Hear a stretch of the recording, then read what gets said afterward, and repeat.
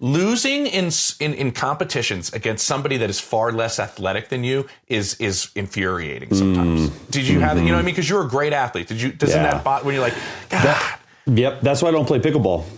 I'm so bad at pickleball, and a 65, 70-year-old man could just mop you.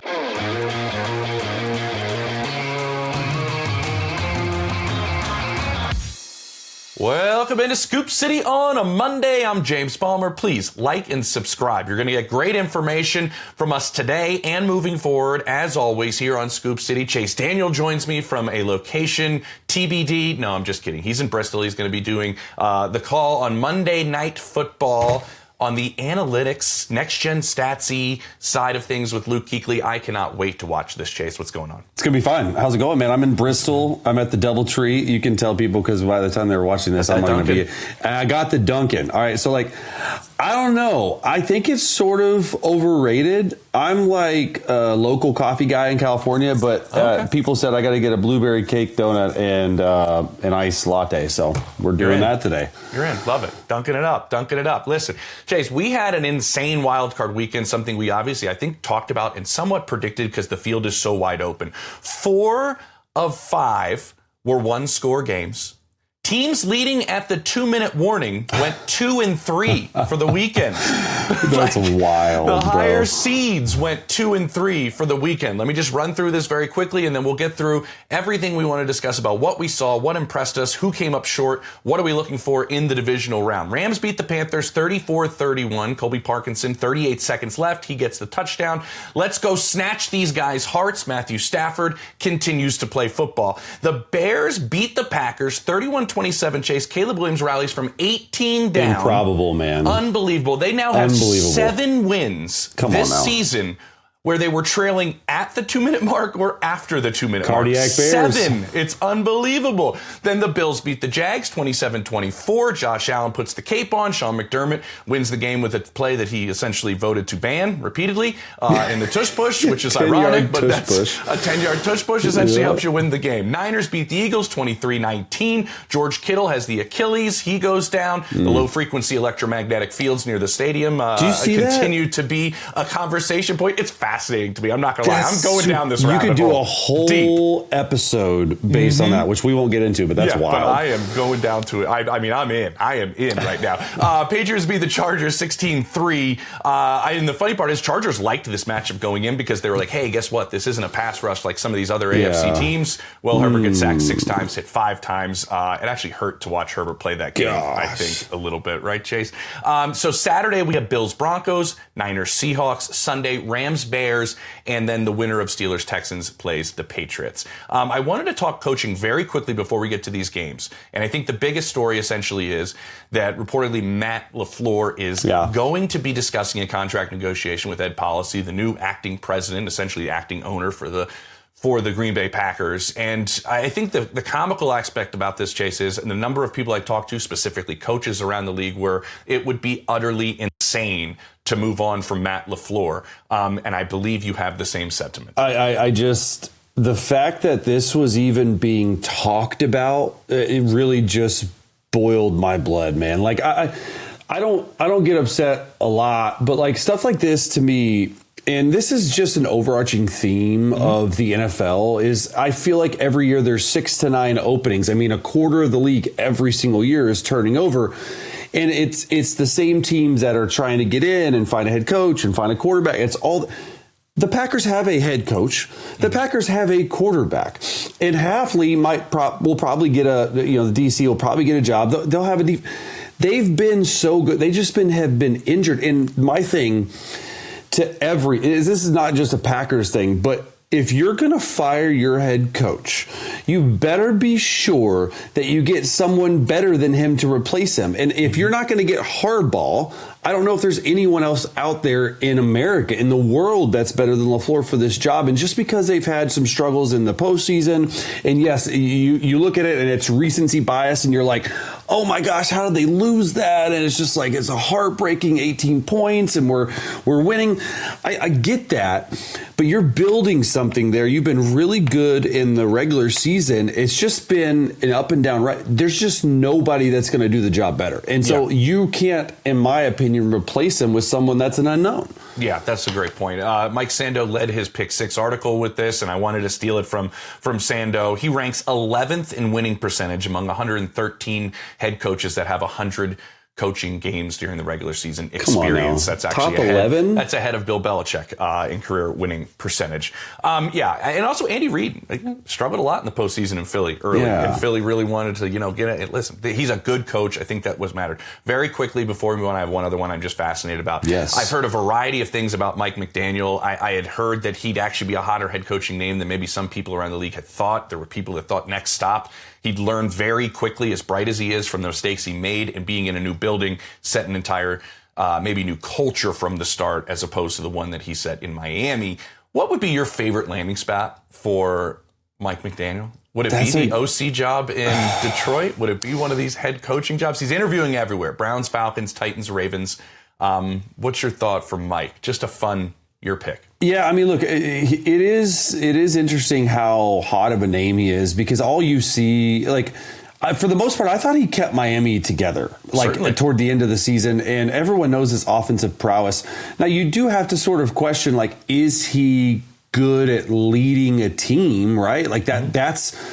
And you see new head coaches have so much more of a success in terms of they're becoming more CEO type coaches. You're seeing less and less of offensive coordinator, defensive coordinator that are calling the plays, and even some offensive minded coaches are giving it, because there's so much more to handle. I think he would be really good. I mean, if the Detroit Lions, that would be fun. Can get him the fun factor. Yeah. Both those running backs, Amon-Ra St. Brown, Jameson Williams, Gibbs, him with Gibbs, and Jared Goff, and just it feels like a really good fit. They might have to overpay for him, but I feel like Jared Goff is really good under center play act. I mean, all these think about what he could do.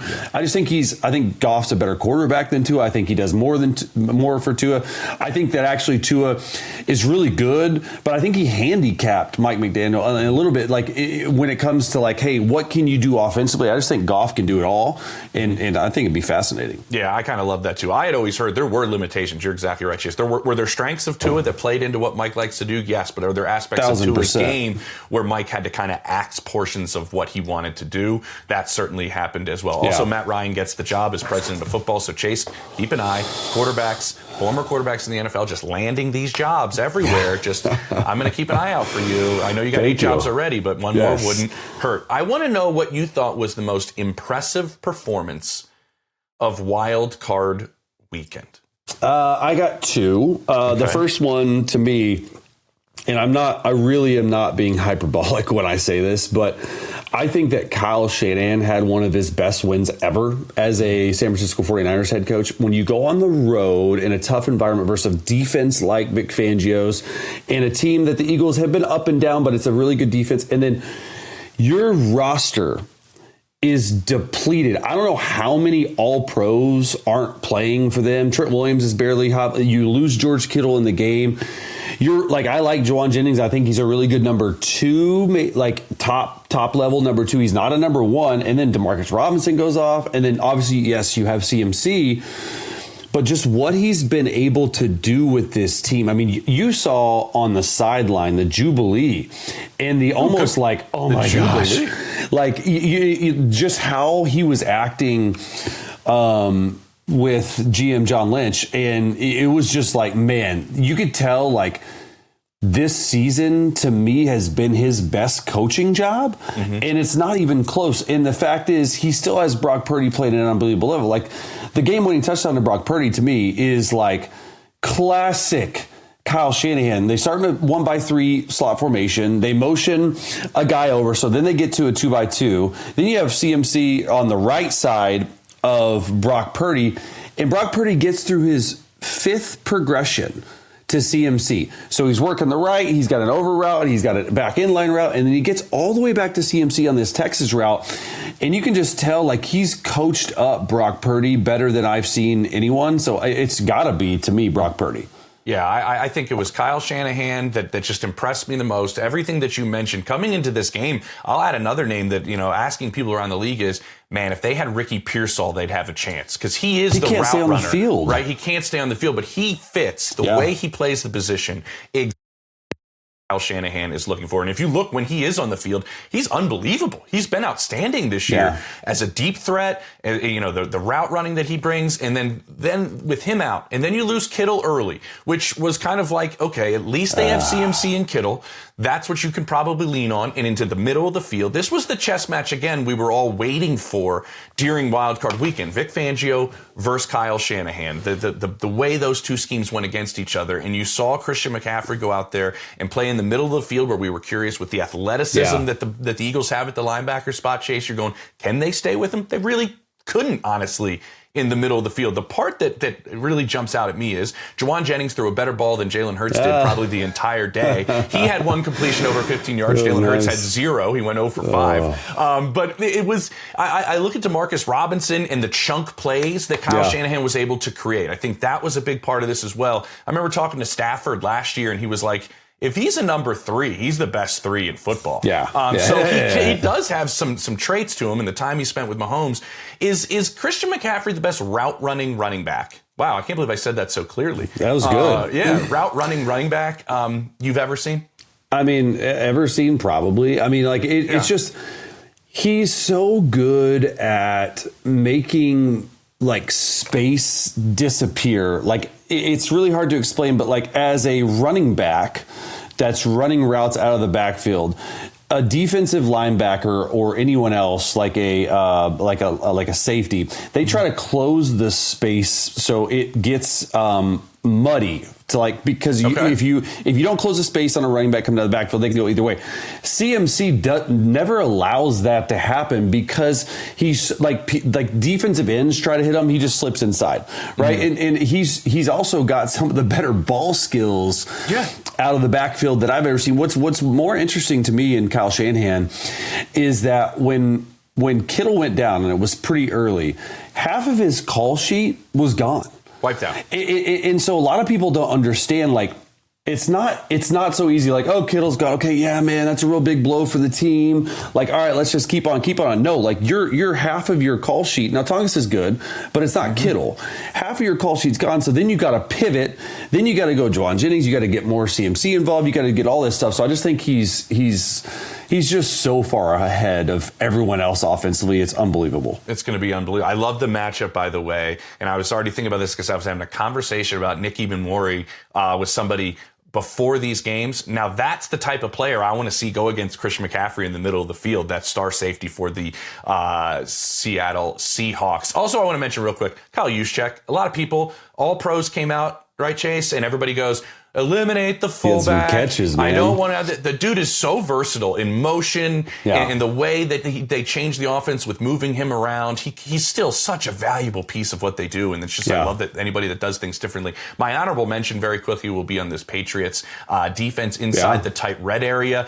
They were allowing, going into this game, on opponent's goal to go, 94.7% of the time teams scored, and that did not happen. Is that that good? That's terrible. And that did not happen against the Los Angeles Chargers. I loved what the Patriots went out and did. You said you had another one. Is there another one quickly that you were impressed with? I think the Patriots red zone defense was better. I don't know if it's more their red zone defense actually getting fixed or just Herbert and the Chargers just not finding it out.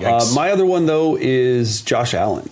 Okay. Like this is his first career, and I didn't know this going in. I had no idea. This is his first career road playoff win. And look, the Jacksonville Jaguars are a very, very good team. This is not some run-of-the-mill Jaguars team.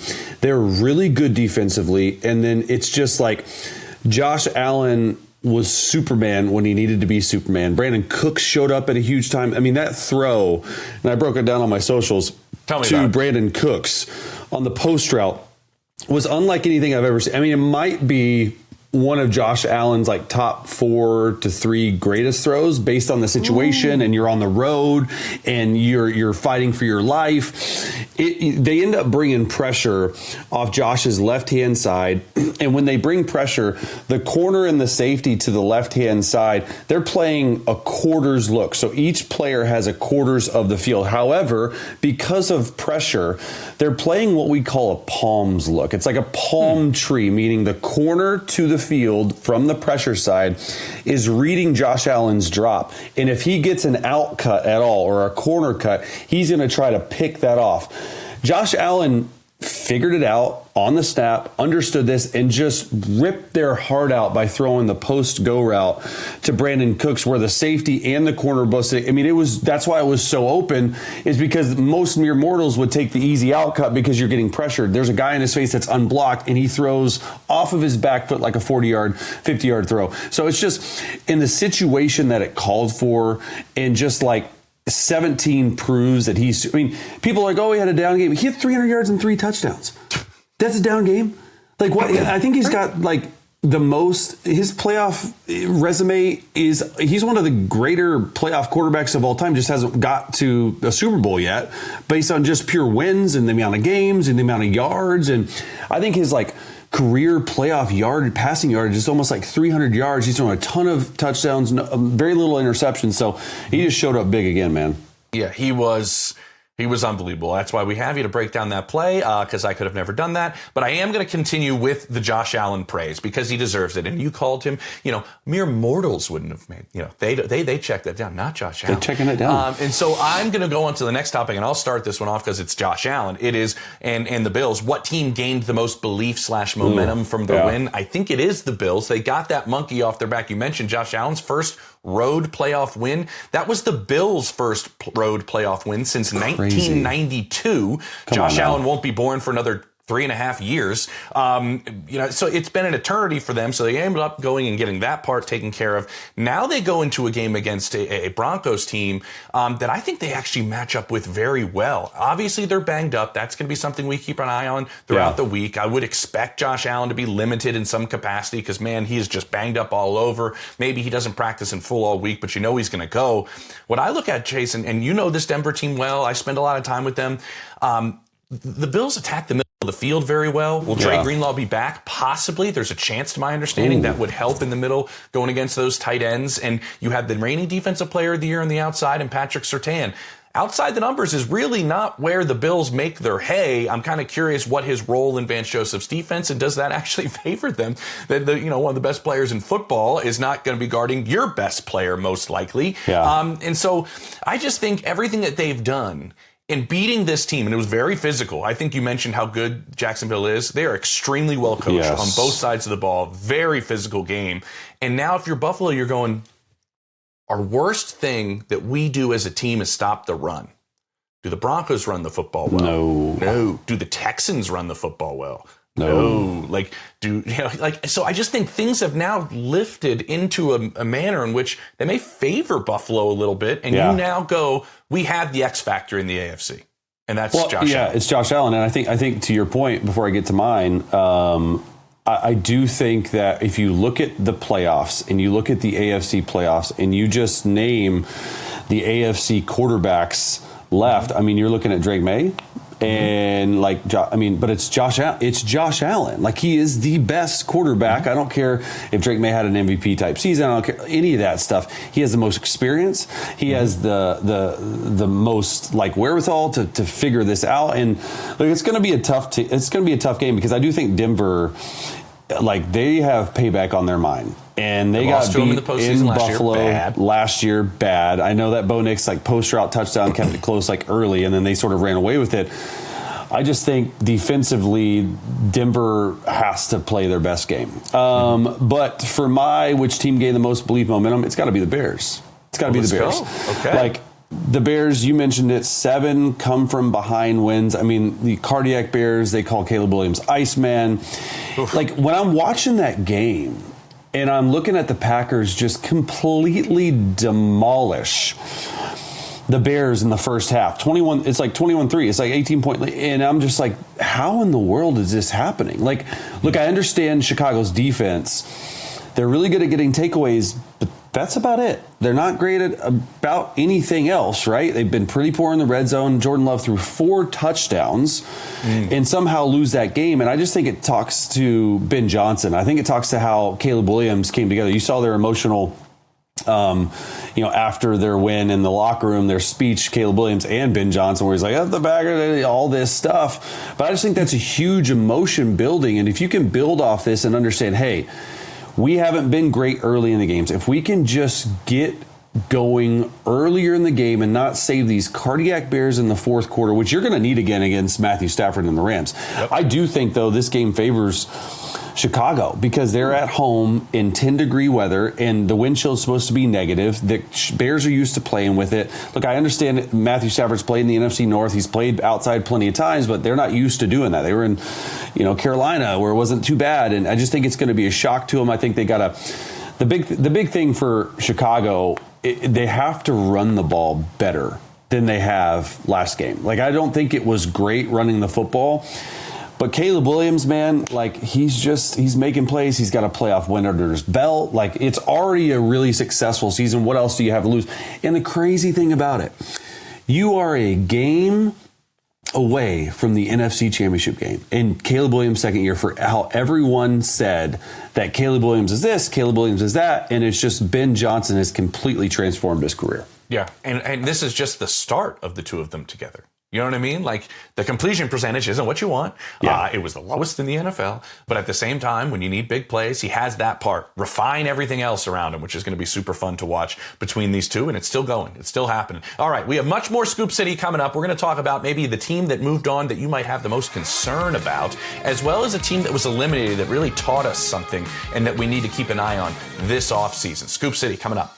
All right, welcome back to Scoop City. I'm James Palmer. Chase Daniel with me as well. And Chase, as we move forward in the show, obviously some other teams moved forward in the postseason to the divisional round, but not everybody balled out. Some aspects of some teams, obviously, are a big focus this week in practice and in the meeting room. What's maybe a red flag you saw or a concern you have with the team that moved forward? Look, I know that I said that Kyle Shanahan and the 49ers were their most impressive performance in Wild Card Weekend. And rightfully so, because they went in Philly. To me, though, the one team I'm worried about a little bit is the 49ers. You just look at, like, all right, you're depleted. You're going against the best, if not one of the best defenses in football for a third time this year. Yes, you beat the Seahawks. It was week 1. That doesn't even matter. The Seahawks have back-to-back games against the 49ers. That's crazy to me because they played in week 18. You have off, and then you get 49ers again. 49ers had to travel.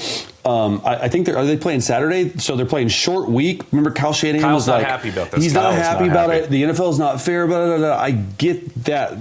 But, dude, cool. I think that the 49ers injuries, plus I think Mike McDaniel has Kyle Shanahan's number a little bit. I went back and rewatched the week 18 game, and other than the last sort of series of the game, I'm pretty sure the 49ers had like 50 plays.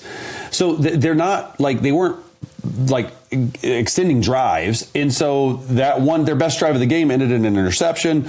I would just take the under on this. Like, I think, okay. I think Robert Saleh, I think that like Mike McDaniel has everything going for them, and it's just like which quarterback is going to make the least amount of mistakes. But I would worry about like the 49ers short week, injuries, the injury problem with all the electricity, all like all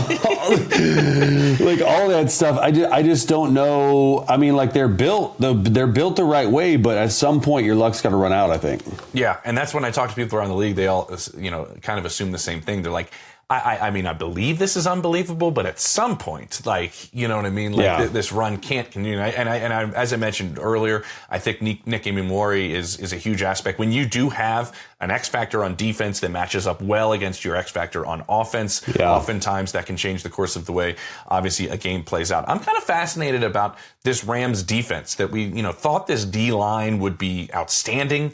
And it was one of the better units in all of football. We've seen some good backs run very very well. And again, there's not a lot of Bijan Robinsons out there on the planet Earth that are going out there. But at the same time, you mentioned the run game with Chicago and the way that they can design things very well up front schematically with that offensive line and having two backs that can continue to wear you out.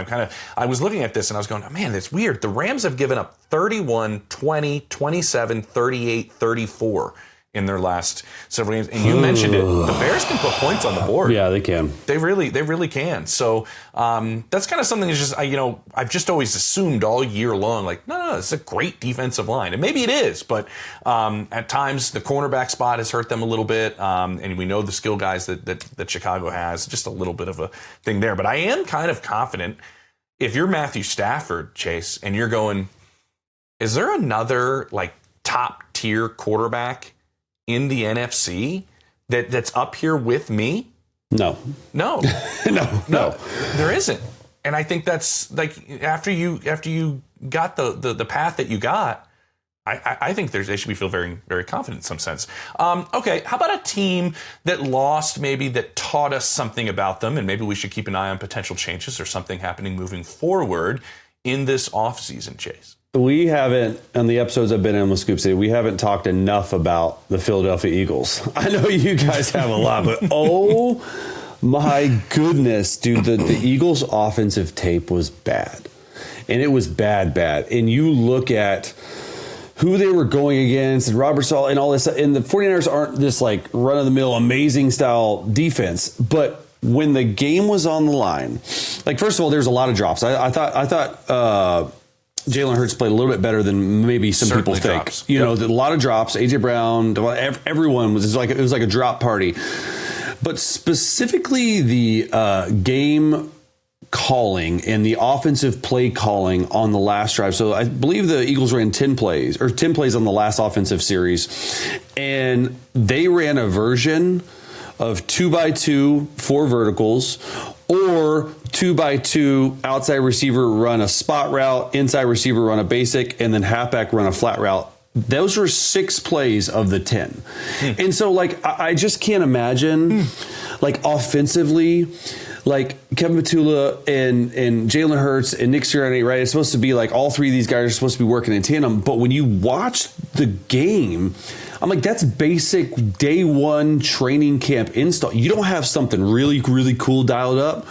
Like on the last play of the game, it's 4th and 11. They run 4 verticals. They put AJ Brown in the slot, motion him out one-on-one, and Robert Saleh plays quarters. Quarters is the absolute worst look to run 4 verticals in, because guess what? You're running 4 verticals, and you have 4 guys to cover deep. So you got to do. And then he tried to fit it in. I thought Eric Kendricks played really well, but that's what your play call is on the last play of the game for the season on the line. And they've just looked really bland the whole season. Look, I can't imagine any world where Patula's back, but it's deeper than that. Like it really is. Like, they have, offensively speaking, some of, if not the best offensive weapons in football. Smitty, AJ Brown, Goddard had 2 touchdowns, Saquon Barkley, and you can't score points when you need it the most. I think it was just a horrible way to go out, and that partnership between them never really worked with Patula. I don't know. It's just,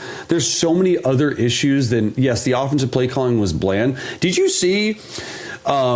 And you had to have a keen eye, and I know you watch it with a keen eye, but did you see what they called a timeout? I think the 49ers did on 4th and 11 because they wanted to get a Kodak. They wanted to get a picture of what the Eagles were going to run, or maybe the Eagles call it, whatever. They go to the sideline, and the sky cam is following Hurts to the sideline, and Hurts is in Patula's ear, and Sirianni's there, Tanner McKee's there, all this stuff. And the look on Sirianni's face, he goes like this. Like, just like very big, when I think Hurts said, "Hey, I want 4 verticals," and he was like, "Are you sure?" And like, you're supposed to be the one that says no. You're overseeing these offense, like 4th and 11, all go. That's what I just don't get it, man. I don't get it. Hey, listen, consistency is a big part of the NFL. So this would be another offensive play caller for Jalen Hurts every single year of his career, including college. So Jalen, here's maybe somebody new. Once again, he's used to it. Imagine if they get, like, what's Howie goes and gets, I'll take Mike McDaniel. and it gives them the world and brings them in. It is fascinating because what you mentioned is what I had always heard from opposing coaches that have been assigned to study this Eagles offense. It's just, we're more talented than you are. It's not a complex system or scheme, but the guys just win their one-on-ones, whether that's in the skill positions or usually, and this play plays a big part in it, on the offensive line, Chase, they would win their one-on-ones across the board, right? Yeah. Jordan Mailata would win, and Landon Dickerson would win, and Lane Johnson, I think if he plays in this game, the Eagles win clearly. I think that right there, Trent Williams going and Lane Johnson not going is a big part of the way that this game played out, because I think the amount of times they would have run the football behind Lane, as well as he is a pass protector, he's great as a run blocker as well. And you saw they had that 94-yard drive, and they're creative in the red zone with the play to Goddard on the end around. You know, and you're like, okay, I'm seeing some things after that drive. They look like they're playing in slow motion. I think that's the problem. They don't play fast, and I don't know if, and this has sort of been a thing with Jalen, he doesn't process really well, and that's fine because you take care of the football. Another thing, too, I mean, we get to have the whole show about this. The one thing that I noticed over the season, and I saw a stat on this. So designed quarterback runs. Jalen Hurts is a really good. I was going to ask you about this. Designed quarterback runs. I think there was 46 called this entire year, including last game. There was 93 last year. That's a huge part of the Eagles' offense. They're running half the amount of designed quarterback runs. When you have a guy like Hurts, you got to run him. And just never part of it, man. It never clicked. I told you that not told you, but like I just had a feeling. James, I told you. The way that they sort of started out, I remember, I don't know what show it was from. Maybe if we have amazing producers, I'm sure they'll go back and find it. But like I just said, Chase, if we have amazing producers, well, if they can find it, I know we do. But I'm just saying, you know, Mac, this is you, and Steven, this is you. But like I said something to the fact of like this feels a lot like 2023. And what do you know? First round exit, 2023, everyone's getting fired. Yeah. Well, yeah, I mean, they honestly have had to deal with this repeatedly. They've lost guys to getting fired. They lost guys to getting head coaching jobs because of the success. That happens a lot of times, of course, of the NFL. Okay, I got to stick with this real quick because I know you're heated on it. If Jalen Hurts doesn't run moving forward, is he still an effective quarterback? Because I feel like that's part of his game. It's part of Lamar Jackson's game. It's part of Josh Allen's game. If that part is taken away from him, and I don't know, there's a lot of theories when I talk to people around the league about why Jalen's not running as frequently, and everybody kind of has an opinion on it. But just as an X's and O's thing, if he's not running, and defenses don't have to concern themselves with that, how different is this offense? I mean, can it be successful? It can be successful, but Saquon can't have a year like he had this year. You have to depend on him. My thing is like there always has to. If you have a running quarterback, which Jalen he can run. He's a running quarterback, but he can throw. So he's both. However, if you have a running quarterback like Jalen and you don't have the threat or try to show the threat of running, defenses are going to play you completely different. If you have a threat at quarterback running the football and you consistently try to do it or scramble, they play you differently. It opens up downfield passing games. They weren't a threat this year, so defenses played them differently. And I'm telling you, they're going to have to make some major changes offensively because defenses now understand how to play Jalen Hurts, how to play Saquon Barkley, and it's just they got to get better, man. Their defense is legit. It's just the quarterback situation and the offensive play calling situation and the offensive situation just not good. Yeah. Okay. I'll end this segment on more of a positive note. I think we learned a lot about the Jaguars. Liam Cohen coached his tail off. Yeah. That they have a really good defensive coordinator, that this was the start of Trevor Lawrence and Liam working together, and how different we saw Trevor the second half of the season. Does that snowball into the next year? Man, did they find somebody in Parker Washington, Chase, just really good player there. They play really complete, well-coached football, and I do know from having a conversation with him over the last couple of weeks, James Gladstone's an aggressive guy, man. And I would not be surprised if he goes, okay, we got here. We're not going to just go, let's run it back. I mean, I would not be surprised if he goes out there and tries to make an aggressive move to kind of change some things. And by the way, corner was kind of hurting them towards the back end of the year. If they would have had Travis Hunter, the back end of the year, I think they missed him more. Missed him much more on defense than they probably did offensively, for sure. Okay, we saw kind of a lot of emotions running high, Chase, at Soldier Field, and rightfully so. Ben Johnson's been a fired up guy. We're going to talk about how, the competitiveness, how competitive are Chase and I at certain things. And I do want to ask you a specific question about Ben Johnson. Coming up next on Scoop City. Welcome back to Scoop City. James Palmer, Chase Daniel with you. I'm going to enjoy beating Matt LaFleur 2 times every year. Well, it took an extra game, and he was able to do it. Ben Johnson said it, and he did it. We had a quick little handshake, a little zoop, and gone. And then we had a couple of F-bombs on the Packers. Oh. You know who didn't like it at all? Dick Vitale, baby. He took offense to it. He did not. That is not. People did. Yeah, that is not awesome, baby. What is your take first on that? I don't have a problem with it. What I want to know is, and I think most of the people that took offense to this, and obviously I didn't read every comment that's out there on social media, but to me, Chase, it seems like the vast majority of the people are not players and coaches. Yeah. What is the environment after a win like that in the locker room? I'm sorry, you can't tell coaches and players to not just be so emotional and so high that don't get to it. Come on, man. Yeah. It's take crazy. Me in that locker room. It's your time. It's your moment to let it all out, no matter how you're feeling. Playoff football is so different than any other football in the world. I'm talking about, obviously, high school, college football, playoff, regular season, preseason. It's just on another level. Every single play, there's just this focused energy and detailedness, I guess if that's a word, on every single play, especially during the week of prep leading up to the game. So you are hyper focused, and you try not to get lost in the sauce with all this stuff. Although Ben Johnson has shown us he's petty because he was like, well, up north there was a lot of disrespect, and players and coaches will use anything to especially coaches to just get that extra small market team, and that's fine. Yeah. That's fine. I don't have any. Would I have loved to see a handshake and hey, a pat on the back? That's fine. You can tell that they don't like each other, and. However, I don't care. It's part of emotion. It's such an emotional game when you get a home playoff win for the Bears. Mm-hmm. For the first time in so long, and you're a first-time head coach, and everyone said, at the beginning of the season when they were, I think, the 2-2 or 3-3 or whatever it was, they were like, I don't know. And you finally get a win against a rivalry game. In unbelievable fashion. I guarantee you he just, let out a deep sigh and was just went crazy. I mean, you saw him fall down.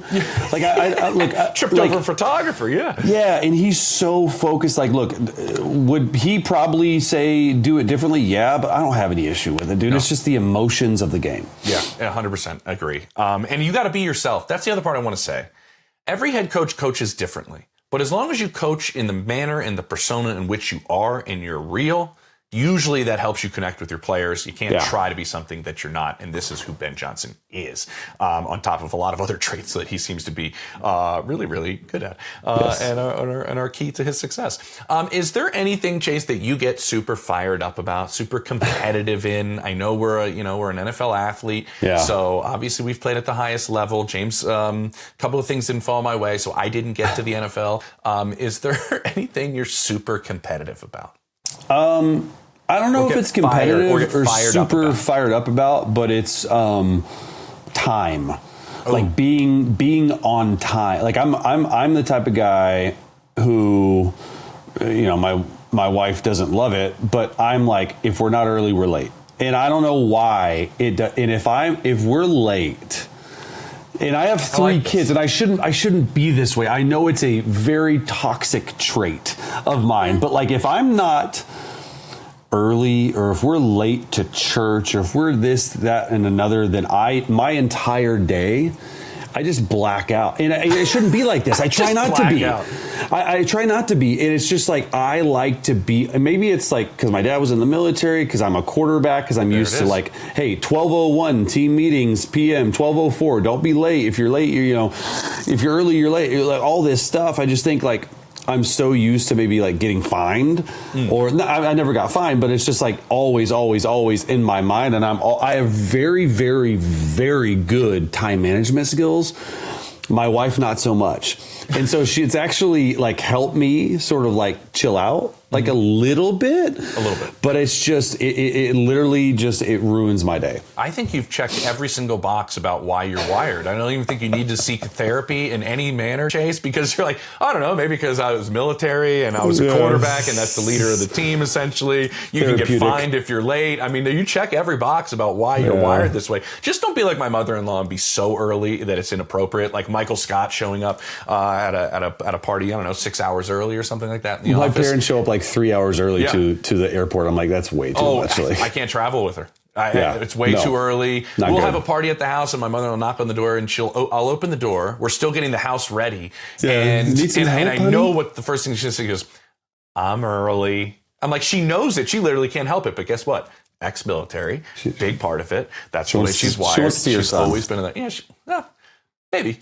All right. The thing I'm going to bring up here is, and this is like bar games, foosball, darts, table tennis. I'll use the proper term, even though I'm a ping pong guy.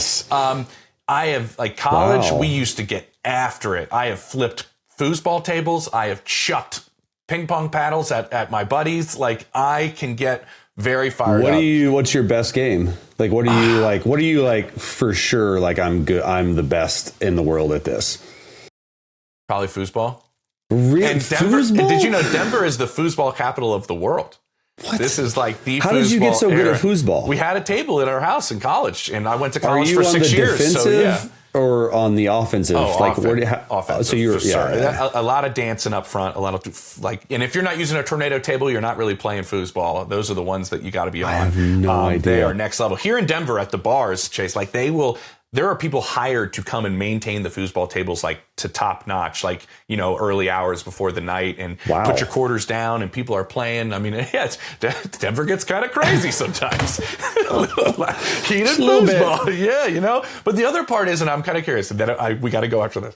The other reason it bothers me is like, I'm no Chase Daniel, but I mean, I got my best athlete trophy right here. Losing in competitions against somebody that is far less athletic than you is infuriating sometimes. Did you have that? You know what I mean? Because you're a great athlete. Doesn't that bot when you're like, God. Yep. That's why I don't play pickleball.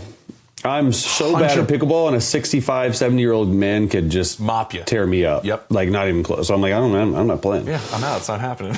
I've lost my advantage. I've lost my athletic advantage. True. All right, everybody, make sure if you're watching this before the Monday night game happens, make sure you catch Chase on the ESPN app, right, Chase? Yes. With Luke Kuechly calling that game, and it's going to be outstanding. If you love football and want to learn more about the ins and outs and the nuances of football, please listen to Chase and Luke Kuechly Monday night. We'll be back with Scoop City on Wednesday and Thursday as well. Thursday, don't forget, we'll be doing that road trip around the NFL that we love to do, sitting inside all of these facilities. But awesome stuff. Chase, enjoy the call, and I will be chatting with you later this week, I think.